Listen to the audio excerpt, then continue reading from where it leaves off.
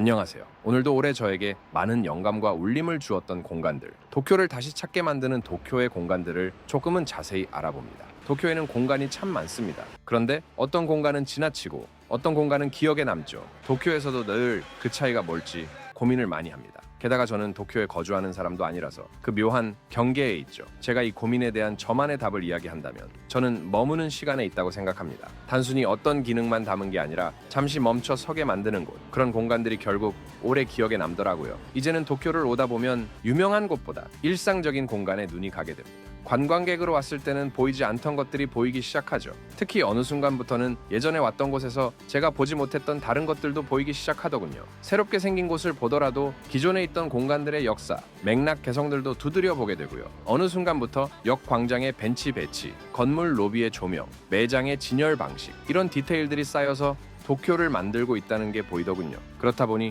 올해는 예전에는 보지 못한 부분에 더 집중한 것 같습니다. 이번 영상에서 살펴보는 역 광장, 기업 본사, 호스텔, 영화관, 식재료 전문점은 각기 성격은 모두 다릅니다. 하지만 공통점이 하나 있습니다. 기능 이상의 것을 설계했다는 점이죠. 비가림막이 감정을 담는 장소가 되고, 농기계 회사 본사가 쌀 문화를 체험하는 공간이 되고, 호스텔이 러너들의 일상을 지원하는 거점이 됩니다. 영화관은 대기 시간마저 경험의 일부로 바꾸고, 식재료 전문점은 눈에 띄지 않는 곳에서 천천히 품질을 다듬어갑니다. 이 공간들이 어떻게 머무는 시간을 설계했는지 조금은 자세히 살펴보죠. 첫 번째는 도쿄역 그랑루프입니다.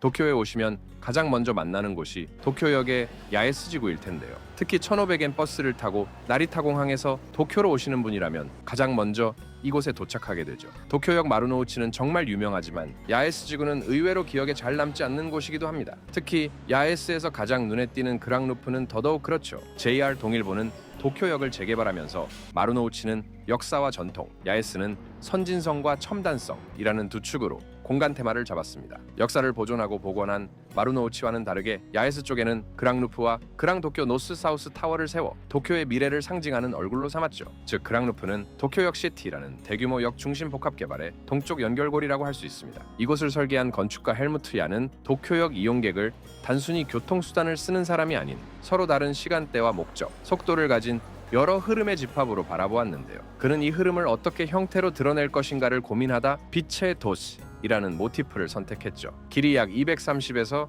300m에 이르는 대규모 막구조 지붕이 마치 바람을 받은 거대한 돛처럼 휘어진 형상인데요. 이 구조를 실현하기 위해 엔지니어 베르너 조백이 참여했습니다. 이 거대한 돛 같은 구조는 단순한 디자인이 아닙니다. 낮에는 반투명 막을 통해 부드러운 자연광이 내려와 보행 데크와 광장을 고르게 밝히고, 밤에는 내부 조명이 광장을 향해 빛을 내뿜죠. 가로로 길게 뻗은 도체 선형은 도쿄역과 야에스 거리, 버스와 택시와 보행자 흐름의 방향을 눈에 보이게 만드는 장치이기도 합니다. 동시에 이 구조는 정신없이 붐비는 야에스 쪽 신칸센과 지하철역에서 사람들에게 심리적 안정감을 주는 역할도 하죠. 참고로 이 그랑루프의 정형을 제대로 보려면 건너편 도쿄 미드타운 야에스로 가야 합니다. 그랑루프의 대지붕은 단순한 비가림을 넘어서고자 했는데요. 내가 지금 도쿄역에 도착했고 출발하려 하며 누군가를 맞이하거나 배웅하는 장소를 상징적으로 드러내는 곳이라고 할 수 있습니다. 실제로 제가 그동안 도쿄역을 정말 많이 갔음에도 그랑루프를 영상으로 만들지 않은 이유는 신칸센을 이용할 날을 기다린 것도 있습니다. 나리타 공항이나 신칸센을 타지 않는 이상 도쿄에 주기적으로 오는 저에게 야에스 지구는 자주 오는 곳이 아니거든요. 하지만 신칸센을 타러 이곳에 와서 정신없이 붐비는 역을 지나 그랑루프에 오니 마음이 정돈되더군요. 이런 걸 보면 도쿄 건축은 늘 이런 모습, 언제나 공간에 관계를 위한 틈을 만들죠. 이런 느낌을 주는 데는 대지붕의 구조도 한몫하는데요. 그랑루프의 멤브레인 지붕은 대규모 지붕에서는 드문 밑바닥 골격 막 구조입니다. 18m 경간의 주보 사이를 다닐 메쉬면으로 구성했죠. 엣지 케이블의 처짐을 억제해 광장 전면과 배면이 거의 일직선으로 보이게 했는데요. 이 덕분에 대지붕이 공중에 떠 있는 듯한 부유감이 한층 높아졌습니다. 특히 노스 사우스 타워의 곧고 날카로운 직선과 대비되도록 지붕의 주요 부재는 원형 강관과 부드러운 곡선을 조합해 가늘고 유연한 형태로 만들었죠. 전체 구성 요소를 최소화해 심플하면서도 역동적인 대지붕을 완성했다고 할 수 있죠. JR 동일보는 그랑루프의 핵심이 활기 있는 공간과 네트워크를 형성하는 데크라고 이야기하는데요. 그랑루프 상부에는 그랑도쿄 노스타워와 사우스타워, 상업시설을 관통하는 연속 데크가 설치되어 있습니다. 이 데크는 역 개찰구에서 야에스 상업거리, 오피스 타워, 버스와 택시 승강장까지 직접 연결되죠. 두 타워가 이어지는 구간 곳곳에는 덩굴벽과 화분, 카페와 식당, 벤치들이 배치되어 동선 위에 자연스럽게 소비와 휴식이 어우러지죠. 여기에 도쿄역에서 바로 올라오는 중앙부 대계단은 오르내리는 동시에 앉아서 기다릴 수도 있는 극장형 장치인데요. 위에서 아래를 내려다보며 기다리는 사람과 아래에서 위를 바라보며 걷는 사람의 시선이 교차하죠. 마치 무대와 객석처럼 보는 이와 보이는 이가 함께 공간을 채우는 구조죠. 저 역시도 이곳에서 짐을 정리하고 신칸센을 타러 갔으니까요. 그랑루프대 상업시설의 개발 콘셉트는 야에스 센세이셔널 씬인데요. 새로운 사람의 흐름을 만들어내고 새로운 시간 보내기를 체험할 수 있는 만남과 모임의 장소를 지향하죠. 출발 전, 도착 후, 환승대기, 퇴근 후 등 다양한 시간대를 포착하는 공간을 만들고자 했죠. 아침 출근 시간대에는 빠르게 지나가는 동선이, 점심과 퇴근 이후에는 식사와 카페, 만남이 중심인 동선이, 주말과 이벤트 시에는 데크와 광장에서 머무르고 구경하는 느린 동선이 펼쳐지죠. 그랑루프 데크에 배치된 벤치와 카운터도 이러한 공간 흐름의 연장선이라고 할 수 있는데요. 혼자 앉는 좌석, 둘이서 쓰는 좌석, 소규모 그룹, 카운터형 등 다양한 좌석들이 사람들을 반기도 있죠. 게다가 일부 좌석은 움직일 수 있게 만들어 행사나 계절에 따라 배치를 바꿀 수 있게 했습니다. 평소에는 환승과 쇼핑, 기다림과 만남의 장소이지만 행사가 열리면 공연과 공공 프로그램이 펼쳐지는 무대로 바뀌는데요. 중앙 계단은 관객석, 데크는 관람 통로, 광장은 무대가 바뀌는 셈이죠. 일본 구조기술자협회는 이 같은 그랑루프를 경쾌한 대지붕과 매끈한 형태의 역동적인 철골 뼈대로 빛의 돛을 표현한 도쿄역 야에스의 새로운 얼굴이라고 평가하면서 장려상을 수여했는데요. 무엇보다 헬무트 얀의 디자인 콘셉트인 빛의 돛을 일본의 조건에 맞추면서 국내 다양한 제조사의 기술을 정성껏 모아 실현한 점을 높이 평가했습니다. 현재 그랑루프는 시간이 흐르면서 야에스의 그 하얀 지붕 아래에서 누구를 기다렸다, 거기서 이런 행사를 봤다라는 개인적 기억들이 모여 그랑루프는 도쿄의 랜드마크 중 하나로 자리 잡아가고 있는데요. 도쿄역에 도착하시면 한 번쯤 시간을 내어 가보시는 것을 추천합니다. 두 번째는 얀마도쿄입니다. 도쿄역 야에스 중앙 출구, 바로 앞에 배 모양 건물이 하나 있습니다. 그런데 이 건물, 농기계 만드는 회사 본사입니다. 얀마는 농기계를 만드는 회사인데요. 쿠보테 이은 일본 내 두 번째 회사죠. 흥미롭게도 얀마도쿄 빌딩은 건축, 브랜딩, 고객 경험이 하나로 통합된 공간 브랜딩의 교과서라고 할 수 있습니다. 그렇다면 왜 농기계 회사가 도쿄 한복판에 배 모양 건물을 지었을까요? 얀마도쿄 빌딩은 2022년 8월 중공한 뒤 2023년 1월에 정식 개장했는데요. 설계는 니켄세케가 맡았고 유니클로와 신미술관 브랜딩으로 유명한 크리에이티브 디렉터 사토 카시와가 브랜딩 감수를 맡았습니다. 이 두 팀이 하나사카라는 얀마의 기업 철학을 공유하며 처음부터 함께 설계했는데요. 그래서 건물 전체가 하나의 브랜드 메시지처럼 작동하죠. 그럼 이 건물의 핵심 요소들을 하나씩 살펴보죠. 가장 먼저 눈에 띄는 건 도쿄역을 향한 남쪽 파사드의 배 형태, 디자인입니다. 건물 저층부는 배의 선체를, 상층부는 펼쳐진 돛을 형상화했죠. 단순히 예뻐서 이렇게 만든 게 아닙니다. 야에스는 에도 시대에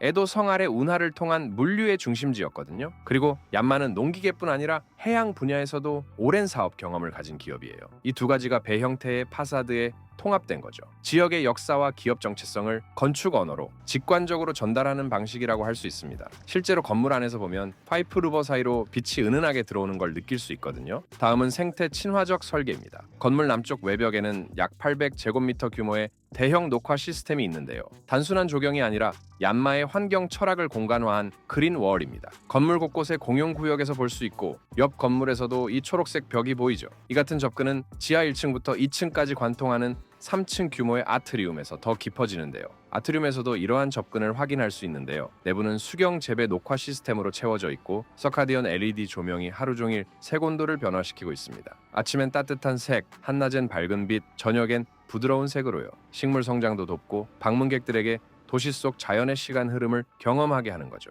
또한 지하 1층은 도쿄역 야에스와 연결되어 있어서 천장에서 내려오는 빛이 지나가는 사람들에게 활력을 주고 카페와 함께 광장 같은 역할도 합니다. 이제 건물 안으로 들어가 볼게요. 1층에 들어가면 가장 먼저 보이는 게 벚꽃 미술 작품인데요. 이 작품은 얀마의 핵심 브랜드 철학인 하나사카, 즉 사람과 미래를 활짝 피운다를 구체화한 작품인데요. 창업자의 정신과 미래 비전을 집약했다고 볼 수 있습니다. 재미있는 건 지상 3층, 1층, 지하에서 보는 각도에 따라 느낌이 완전히 달라진다는 겁니다. 단순한 미술 전시가 아니라 얀마의 도전 정신을 방문객에게 직관적으로 전달하는 매개체죠. 이곳에서는 정기적으로 하나사카의 가치를 체현하는 사람들을 소개하는 이벤트도 열리고 있습니다. 이러한 기업 철학이 가장 잘 드러난 곳이 바로 1층의 코메 갤러리인데요. 얀마도쿄에서 가장 차별화된 공간이라고 할 수 있죠. 인터랙티브한 전시를 통해 쌀 농사의 과정, 쌀 문화의 다양성, 미래의 농업 비전을 경험할 수 있도록 설계되었죠. 전 세계의 쌀 요리 레시피도 볼 수 있고요. 갤러리 인테리어는 쌀짚을 재료로 사용했는데요. 전시 콘텐츠와 공간 설계가 같은 메시지를 전달하는 거죠. 방문객들은 얀마 제품을 보는 게 아니라 일본 쌀 문화의 역사와 미래, 그리고 이를 지탱하는 기술과 기업의 역할을 입체적으로 이해하게 됩니다. 또한 갤러리 한편에서는 니혼슈로 만든 아이스크림도 판매하고 있습니다. 야마자케도 있고요. 주목할 점은 상업 공간이면서 동시에 문화 교육 공간이라는 이중성인데요. 쌀 문화에 대해 배우고 경험하면서 자연스럽게 얀마에 대한 신뢰를 갖게 되죠. 문화를 통한 부드러운 브랜딩의 좋은 사례라고 할 수 있습니다. 얀마 마르세는 카페를 비롯해 사람들이 쉬거나 일을 할 수 있죠. 2층의 얀마 카페와 레스토랑은 단순한 식사 공간이 아니에요. 쌀 중심의 라이프 스타일 경험의 무대인데요. 일본 쌀 문화의 새로운 가능성을 보여주는 메뉴로 구성되어 있습니다. 전통 식문화를 현대적으로 재해석하려는 브랜드 비전을 식사 경험으로 번역한 거죠. 갤러리에서 쌀 문화를 배우고 레스토랑에서 맛으로 경험하고 코메 갤러리에서는 관련 제품을 구매하는 순환식 경험 디자인인데요. 이게 브랜드의 가치를 구축하는 효과적인 방법이라고 할 수 있죠. 얀마도쿄의 모든 층은 얀마의 에너지 효율 제품들을 실제로 작동시키는 살아있는 쇼룸이기도 합니다. 가스 엔진 발전기를 사용한 코제너레이션 시스템, 고효율 가스 열펌프 에어컨을 이용한 복사 난방 냉방 시스템을 갖추고 있는데요. 얀마의 에너지 솔루션이 실제 도시 환경에서 작동 가능하다는 걸 본사 건물로 매일 증명하는 거죠. 지진 대응 설계와 친환경 에너지 설계가 통합되었다는 건데요. 중층 면진 격리 구조에 지하 1층에는 임시 피난 공간까지 마련되어 있습니다. 태양 전지판, 풍력 발전, 자연 환기 시스템 등 최신 기술이 모두 들어가 있죠. 야에스는 지금 대규모 재개발이 진행 중인데요. 도쿄 미드타운 야에스는 도쿄역과 함께 버스터미널 기능을 통합했고 사무실, 상업시설, 호텔, 버스터미널, 초등학교가 한 건물에 집약된 곳이죠. 2026년엔 도쿄 타테모노 그룹의 토프롬 야에스라는 대형 복합시설도 완성될 예정인데요. 도쿄 타테모노 그룹은 토토파를 운영하는 회사이기도 하죠. 또한 2027년에는 도쿄 토치도 준공 예정이죠. 이 프로젝트들 사이에서 얀마도쿄는 유일한 기업 총본점 건물이는데요. 도쿄 미드타운 예스가 일본 다음에 집중했다면 얀마도쿄는 하나의 기업 철학과 기술을 공간이라고 할 수 있는데요. 건물 하나가 브랜드 전체를 경험하게 만드는 거죠. 공간 전략을 고민하는 분들에게 좋은 참고가 될 것 같습니다. 세 번째는 도쿄 진보초에 위치한 사쿠라 호스텔입니다. 진보초라는 조용한 지역에 자리 잡은 이 호스텔은 개인실과 도미토리를 모두 운영하며 가성비가 뛰어난 숙소로 알려져 있는데요. 진보초역에서 도보 2분에서 5분 거리에 있어 접근성이 좋습니다. 또한 고쿄, 도쿄돔, 우에노 공원 등 주요 관광지와도 가깝습니다. 진보초는 최근 타임아웃 매거진에서 선정한 세계에서 가장 멋진 동네로도 선정되기도 했죠. 하지만 제가 이곳에 투숙한 이유는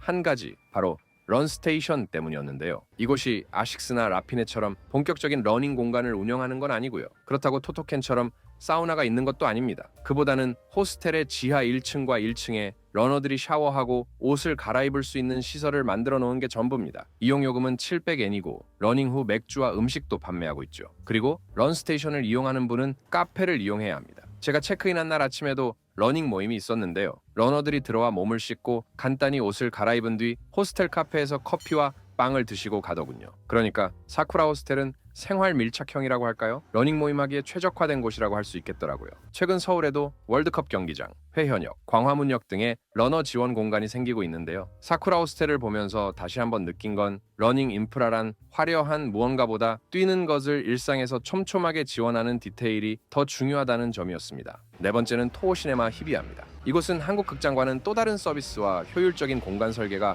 무척 돋보이는 곳이었습니다. 제가 방문한 시점은 지난 8월이었고요. 이때는 귀멸의 칼날, 무한성편이 일본 열도를 뜨겁게 달구고 있었죠. 가장 인상적이었던 점은 가격과 매점이었습니다. 도쿄 내 8곳의 아이맥스 상영관 중 하나인 이곳의 티켓 가격은 2,000엔으로 한국하고 비슷한 것 같더라고요. 매점 이용 방식 또한 독특했는데 줄을 서서 기다리는 동안 직원들이 미리 메뉴판을 나눠주는 모습이 무척 신선했습니다. 비록 한국의 대표 간식인 버터 오징어는 없었지만 핫도그와 슬러시 등 메뉴 구성이 다채로워 고르는 즐거움이 있었는데요. 팝콘 역시 종류가 상당했으나 첫 방문인 저로서는 종류별 차이를 명확히 알기 어려워 아쉬웠죠. 무엇보다 음료와 음식을 동시에 담아 좌석 무릎 위에 딱 맞게 고정할 수 있는 전용 트레이는 정말 편리했습니다. 상영관 내부의 모습도 한국과는 사뭇 다른 느낌이었는데요. 제가 방문한 아이맥스관은 국내 최대 규모인 용산 아이맥스의 가파른 각도에 익숙한 관객에게는 다소 완만하게 느껴질 수 있는 구조였습니다. 또한 어두운 조명으로 영화 자체에만 집중하게 만드는 한국의 몰입형 분위기와 달리 토호시네마는 히비야점과 삿포로,